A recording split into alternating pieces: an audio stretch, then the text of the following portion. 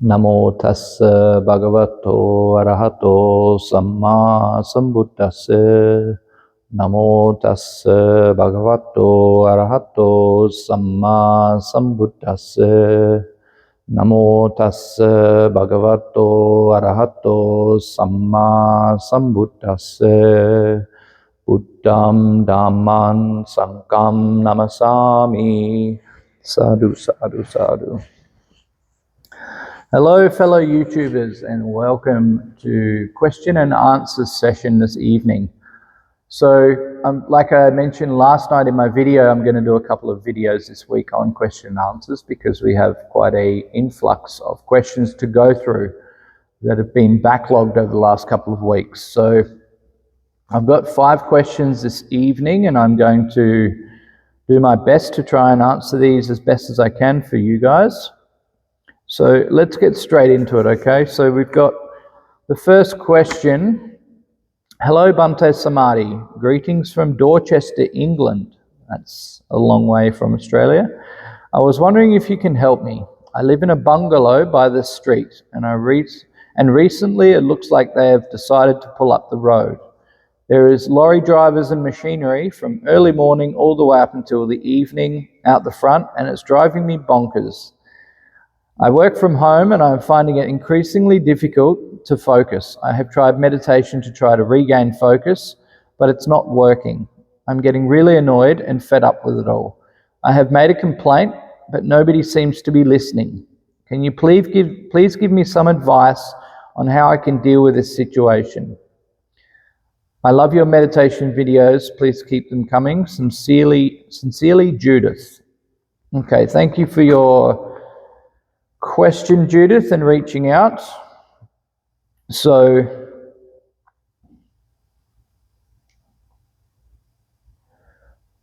when it comes to working from home, Judith, and finding it increasingly difficult to focus,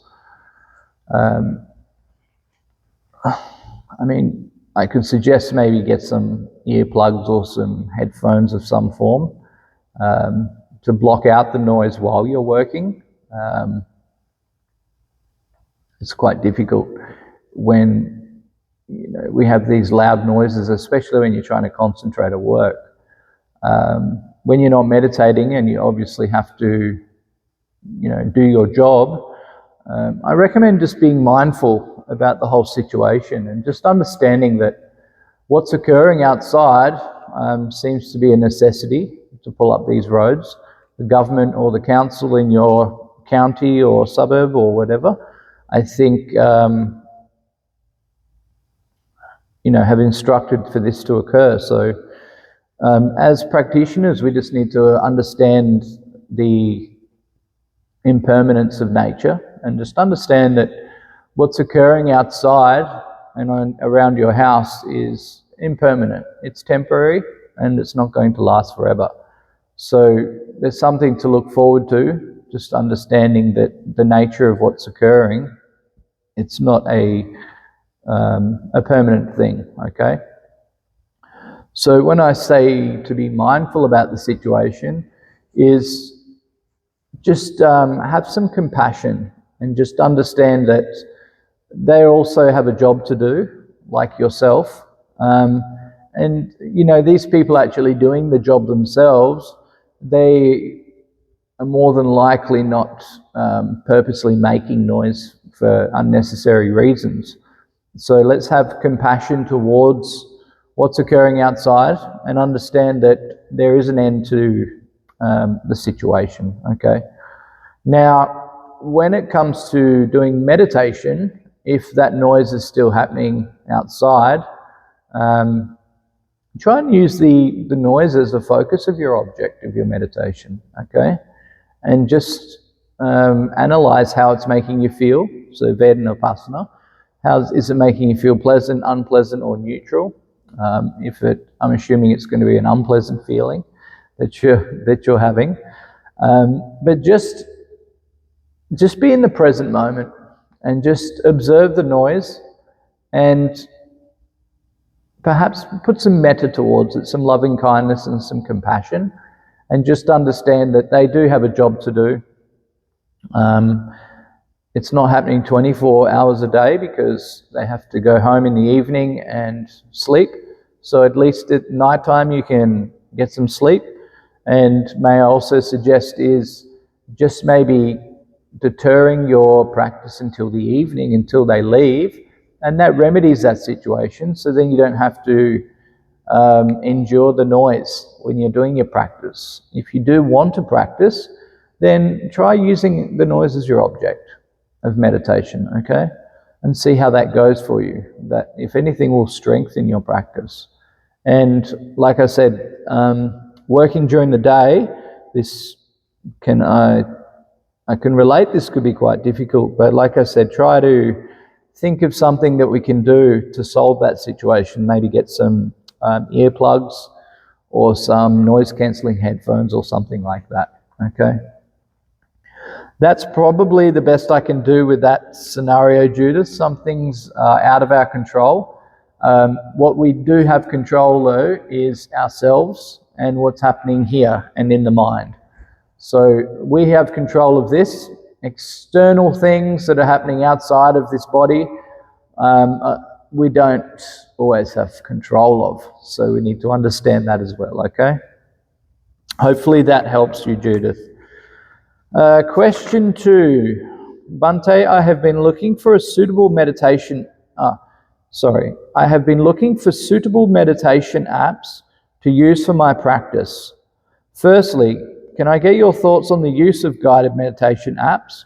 If you have any recommendations, can you let me know? Also, is it okay if I listen to calming music whilst meditating? Many thanks in advance, Tim.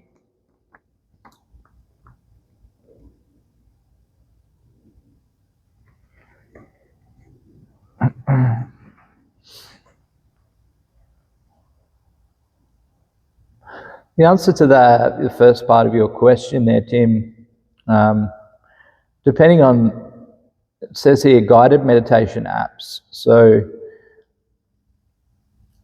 I personally don't obviously use these things. However, I do have an app that I use as a timer. I can leave a link in the description on this, in the description.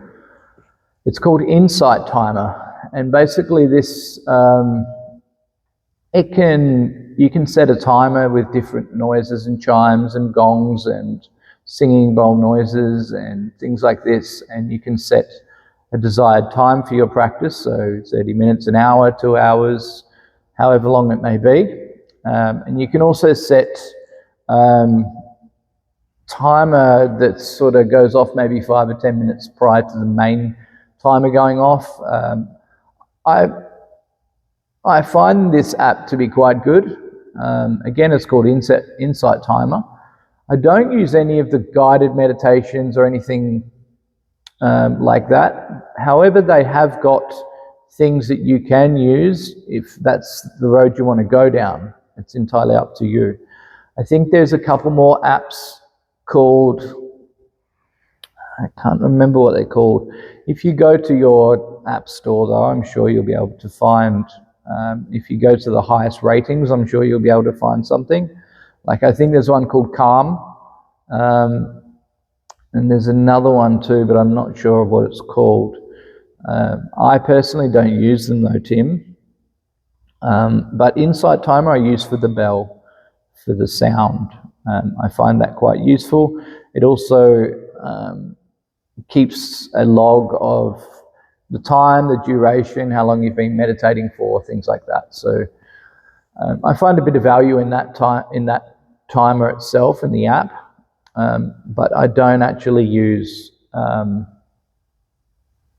any apps really for guided meditation. The second part of your question, have you any recommendations? Is okay. Calming music. Okay. It depends if you're practicing Buddhist meditation, Tim. Not really. By all means, you can listen to calming music when you're not meditating, but my personal advice is try and stay away from that, because it's going to steer you away from your practice. So it's kind of a disturbance, if anything, in my opinion. I think we want to be focusing on our practice and just observing the body and the mind and the feelings and the senses and things like this within the body, and also practicing, mental formations that are happening in the mind and stuff like this. So if we are listening to music, this can often become a hindrance to our practice if we're doing Buddhist meditation. So my advice is no, not using music. I can see it might bring some peace to people and some calmness. But while we're doing the practice, it's advisable to just try and be in a quiet situation and just observing the stillness. That's my advice. Hopefully that helps. The second one, hi Bhante Samadhi, greetings from Texas. My name is Jess. I have just finished a 10-day intensive Goenka retreat here in the States. After completing the 10 days, I honestly feel worse off than when I began. I have been extremely sensitive and emotional since the retreat, and I was wondering if you can give me any suggestions. I am torn between having a break for a while or continuing meditating at home. Any help would be appreciated. Okay, that's a very good question. So, if you've been doing a Goenka retreat, Jess, I'm assuming you've been doing 10 days of intensive Anapanasati and body scanning. Now, what's happening is you've gotten to some very subtle layers when it comes to senses and emotions, and they've come to the surface. Okay, so bringing these emotions and these senses to the surface is actually a good thing. Sometimes they're difficult to face, but we need to bring these things to the surface to develop our practice further. You're actually ridding defilements by bringing these to the surface. The next thing is, when they're on top of the surface, how do we deal with these things? So this is where the Buddha's teaching comes in, and we can emphasize a few things. So not putting too much attention to these things that are rising to the surface, like these emotions and these feelings that we're getting, and just observing them, not putting, any positive, negative kind of thoughts, just purely observing them, and just watch them arise and watch them pass. So this is the arising and passing nature of everything. Everything is impermanent, and what you've done doing this intensive retreat is you've brought these subtle things to the surface, and we need to tackle them. So my recommendation, Jess, is to continue doing meditation and just not put too much emotional attachment to these things that are rising to the surface. Try and observe them and just watch them, okay? They will eventually disappear, and then something else it'll give rise to something else, okay? This is natural. This is perfectly fine, and it's part of the practice, okay? This is a good thing that's happening, okay? It seems like it's not a good thing, but we're actually having a look at the self, and we're realizing these emotions and these feelings that we get as humans. We usually bottle them up and we don't want to deal with those. So when we do meditation, we're actually learning to deal with these things by bringing them up to the surface. Once we get rid of these things, once they've come to the surface, we're actually ridding our defilements, and we're purifying the body and we're purifying the mind. So I recommend continuing practice. Don't be scared, and just face them with no attachment and no emotion, okay?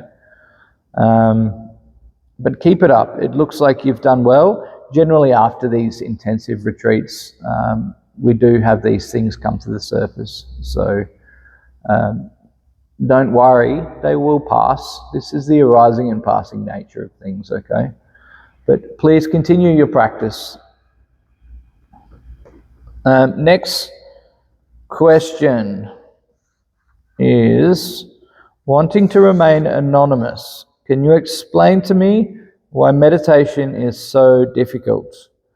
Okay, that's a good question, and it also will help finish answering your question, Jess, as well. So meditation, when you say it's so difficult, it's what we make of it, really. I agree, meditation is not an easy thing, but anything in life, when we start doing something, it's generally not easy, okay? When we're young and we're learning to speak a language, it's going to be difficult and it takes time. When we go to study at school or university, when we begin, it is difficult.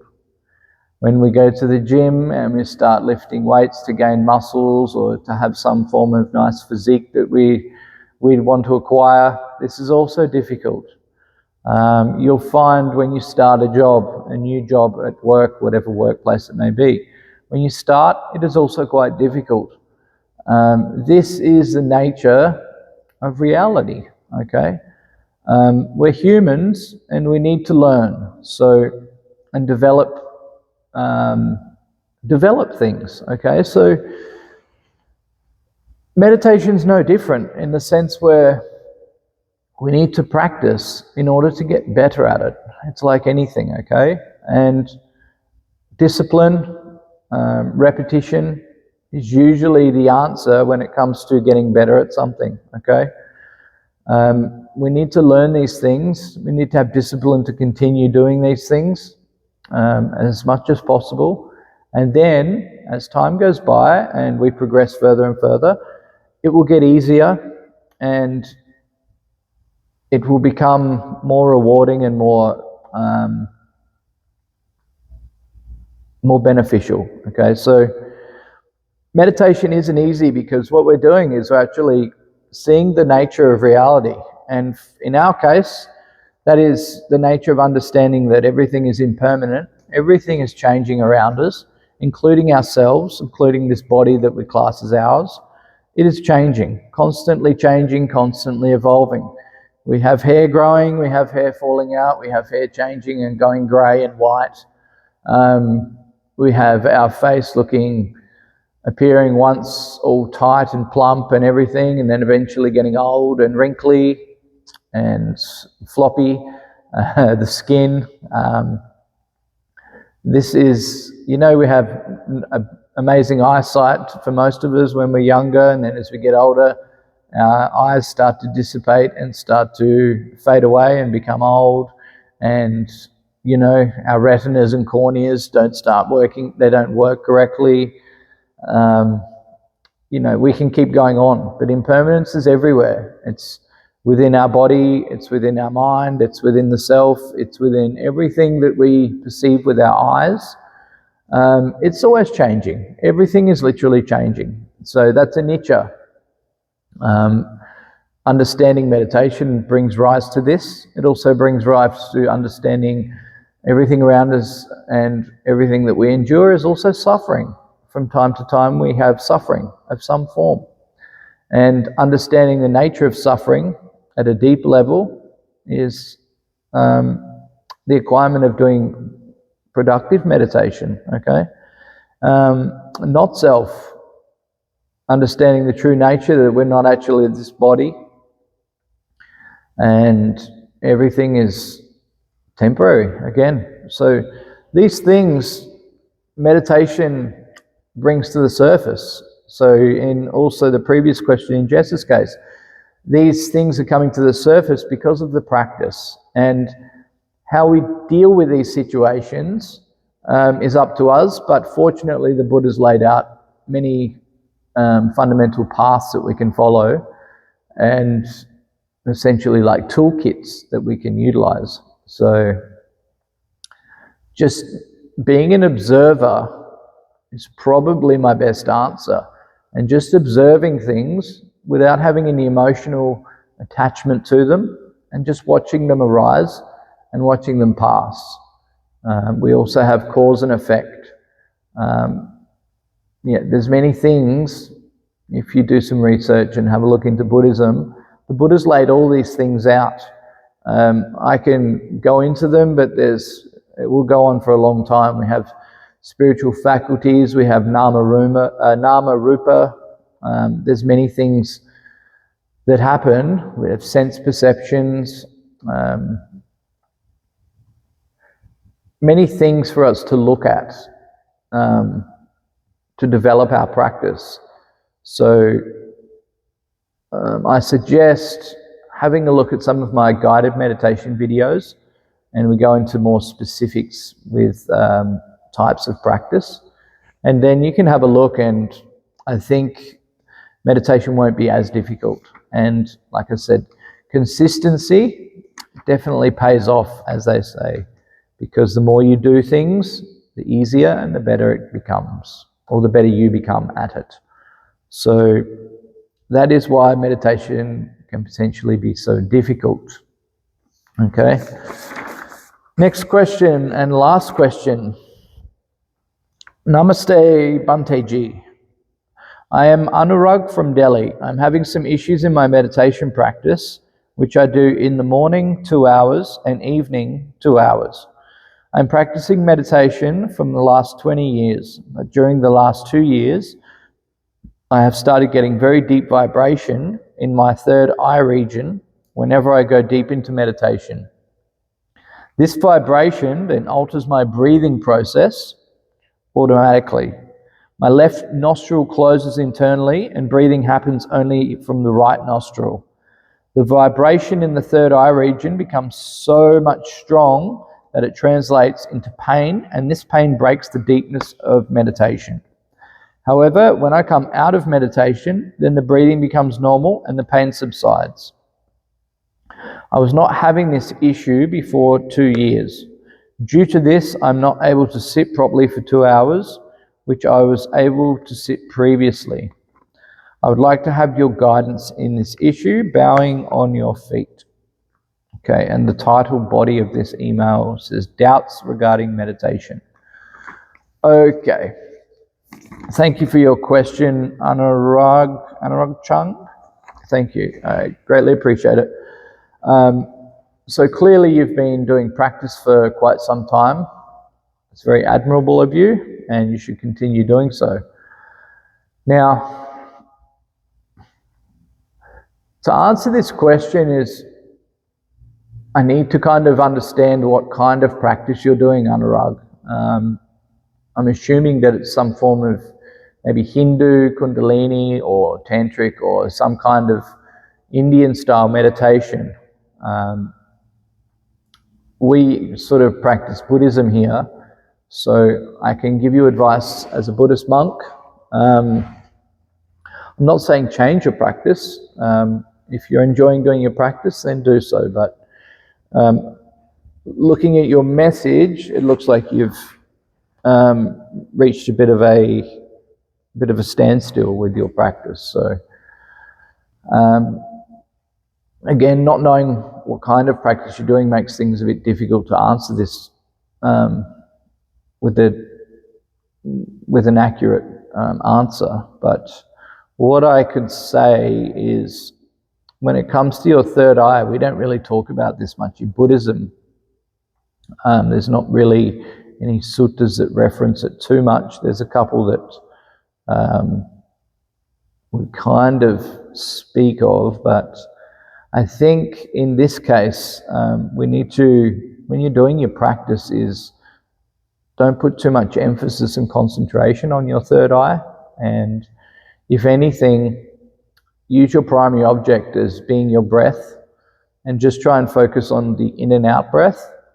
And if that area, your pineal gland, starts to arise with deep vibrations or pain or whatever it's doing, I suggest just shifting your attention from your primary object of the breath, and then just observing the sensation of the vibration, the pain, or whatever's occurring in that region, shifting your attention to that and just going through the 4 foundations of mindfulness.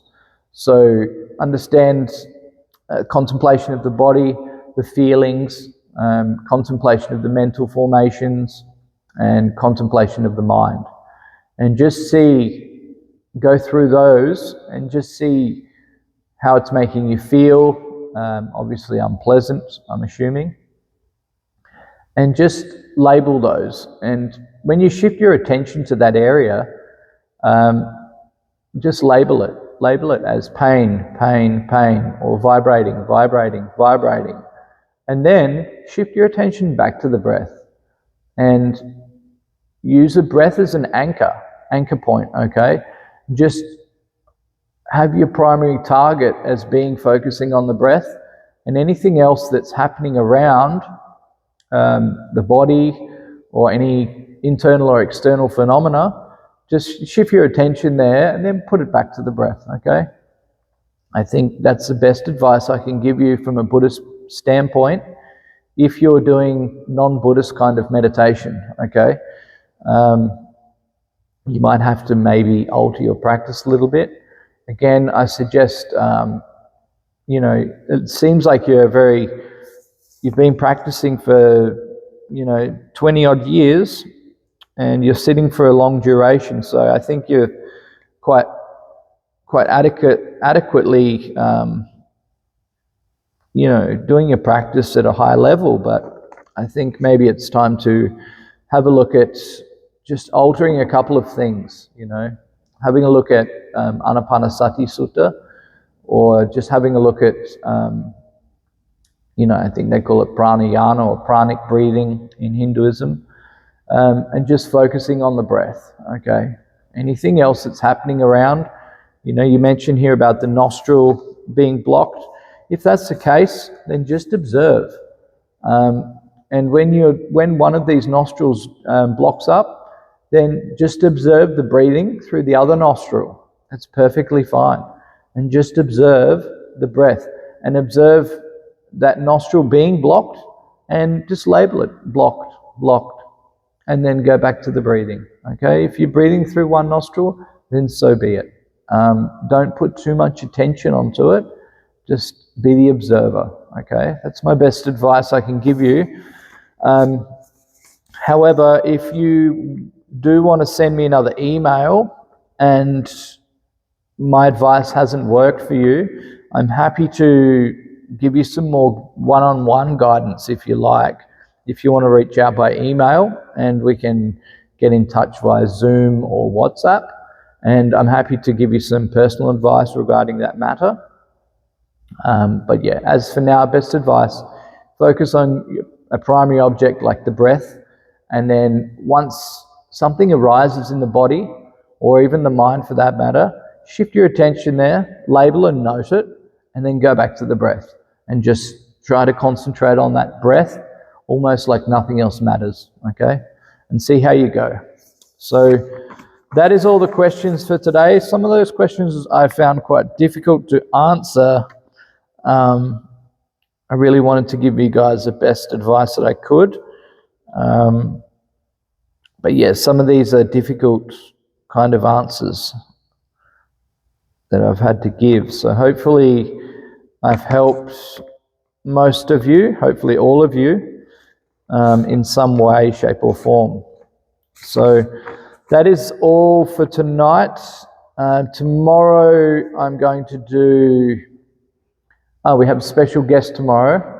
Venerable Buddharakkhita Thero is a Sri Lankan monk who resides here at the monastery, and he is willing to give a talk in Sinhala for you Sri Lankan people. That is definitely worth tuning in for if you're Sri Lankan. And there is another possibility that it could also be subtitled in English. Not 100% sure. That's up to YouTube for doing that. I think YouTube did email me and notify me that they're going to be trying their best to be putting subtitles, different languages and stuff. So hopefully, fingers crossed, the Dharma discussion tomorrow in Sinhala, maybe we'll come up with English subtitles so we can all watch. If not, it's something definitely for Sri Lankan people to look forward to and tune into. Definitely going to be a very good discussion. This particular monk is very, very highly educated in Buddhism, the Dharma and Pali. Okay, so that's worth tuning into. And then the next night will be Thursday, and I will do another question and answer session for us all. Okay, so thank you guys for tuning in, and I hope you all have a lovely evening. Te Rāwaiata Nau. Until next time, thank you. Sadhu, sadhu, sadhu.